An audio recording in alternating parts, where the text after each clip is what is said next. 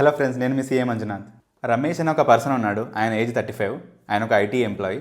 So ఆయనకు monthly salary around 60,000 per month వస్తుంది.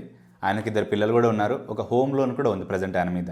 ఒకరోజు ఈ రమేష్ దగ్గరికి లైఫ్ ఇన్సూరెన్స్ ఏజెంట్స్ ఎవరైతే ఉంటారో వాళ్ళకు అప్రోచ్ అయ్యారు. సో వాళ్ళు చెప్పింది ఏంటంటే, సార్ మీరు లైఫ్ ఇన్సూరెన్స్ తీసుకోండి, మీ ఫ్యూచర్ అనేది సెక్యూర్గా ఉంటుంది, దాంతోపాటు మెచ్యూరిటీలో మీకు 15 lakhs కూడా వచ్చేస్తాయి.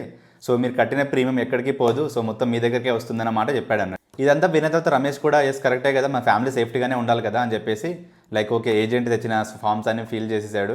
సో మంత్లీ ప్రీమియం కడుతున్నాడు. సో తన పేరు మీద ఒక లైఫ్ ఇన్సూరెన్స్ అయితే ఉంది. ఒక 4-5 years తర్వాత రమేష్ తన ఆఫీస్ నుంచి ఇంటికి వెళ్తున్నప్పుడు రోడ్ యాక్సిడెంట్లో చనిపోయాడు. రమేష్ చనిపోయాక వాళ్ళ ఇంట్లో పొజిషన్ ఎలా ఉందంటే, సో కిడ్స్ ఎవరైతే ఉన్నారో వాళ్ళు ఇంకా స్కూల్లోనే చదువుతున్నారు. సో వాళ్ళ స్టడీస్ ఇంకా చాలా బ్యాలెన్స్ ఉంది. దాంతోపాటు హోమ్ లోన్ కూడా ఉంది కదా వీళ్ళ పేరు మీద. సో దాంట్లో ఆల్మోస్ట్ 45 lakhs దాకా ఇంకా పెండింగ్ ఉంది ప్రిన్సిపల్. రమేష్ చనిపోయే టైం కూడా మంత్లీ 32,000 ఈఎంఐ బ్యాంకు కడుతూ ఉన్నాడు. వన్స్ రమేష్ చనిపోయాక రమేష్ పేరు మీద అయితే ఇన్సూరెన్స్ ఉందో, సో దాని ప్రకారంగా కవరేజ్ ఎంత అయితే ఉందో 30 lakhs అయితే ఉందో ఆ 30 lakhs వాళ్ళ వైఫ్కి ఇచ్చేసి వెళ్ళిపోయారు అన్నట్టు. ఇప్పుడు క్వశ్చన్ ఏంటంటే, ఆ 30 lakhs తోటి ఈ ఫ్యామిలీ అనేది ఇంకెన్ని రోజులు సర్వే అవుతుంది? వాళ్ళ పిల్లల స్కూలింగ్ ఇంకా కంప్లీట్ అవ్వలేదు, సో అది బ్యాలెన్స్ ఉంది.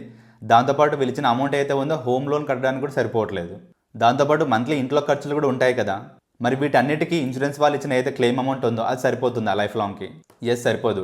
సో లైఫ్ కవర్ ఏదైతే దొరికిందో ఈ ఫ్యామిలీ అనేది షార్ట్ టర్మ్లో సర్వే అవ్వడానికి హెల్ప్ అవుతుంది తప్ప లాంగ్ టర్మ్లో సస్టైన్ అవ్వడానికి మాత్రం అస్సలు హెల్ప్ చేయదు. సో ఇక్కడ మెయిన్ క్వశ్చన్ ఏంటంటే, జరిగిన తప్పేంటి? రమేష్ తన ఫ్యామిలీ గురించి ఆలోచించి సో ఒక ఇన్సూరెన్స్ ప్లాన్ తీసుకోవడం ఏదైతే ఉందో తను చేసిన బెస్ట్ డెసిషన్. బట్ తనకున్న ఫైనాన్షియల్ ఆబ్లిగేషన్ని కన్సిడరేషన్లోకి తీసుకోకుండా ఏదైతే ఇన్సూరెన్స్ తీసుకున్నాడో, కవర్ తీసుకున్నాడో, అది తను చేసిన రాంగ్ డెసిషన్. ఒకవేళ రమేష్ లైఫ్ ఇన్సూరెన్స్ తీసుకోకుండా అదే ప్రీమియం కట్టి టర్మ్ ఇన్సూరెన్స్ తీసుకొని ఉండుంటే ఆల్మోస్ట్ ఈజీగా 2 crore 3 crores దాకా కవర్ వచ్చేది ఆయనకు. ఆ కవర్ తోటి ఫ్యామిలీ అనేది లాంగ్ టర్మ్లో కూడా చాలా ఈజీగా సస్టైన్ అవ్వడానికి యూజ్ అయ్యేది. ఈ ఇన్సూరెన్సెస్ రిలేటెడ్గా చాలామంది చాలా కన్ఫ్యూజన్తో ఉంటారు అన్నట్టు. అంటే ఎలాంటి టైప్స్ ఆఫ్ ప్లాన్స్ ఉంటాయి, ఏ ప్లాన్స్లో ఏముంటాయి, మనకి ఏది అవసరం ఏది అనవసరం, ఈ కన్ఫ్యూజన్స్ అన్నిటిని కూడా క్లియర్ చేయడానికి మన యూట్యూబ్ ఛానల్లో క్లియర్ కట్గా ఫుల్గా ఇన్సూరెన్స్ రిలేటెడ్గా మీరు తెలుసుకోవాల్సిన విషయాలు ఏంటి, సో వేటి వల్ల మీరు అనవసరంగా పే చేస్తున్నారు, వేటిని అవాయిడ్ చేస్తే మీరు ప్రీమియం తగ్గించుకొని ఎక్కువ కవర్ తెచ్చుకోవడానికి స్కోప్ ఉంటుంది.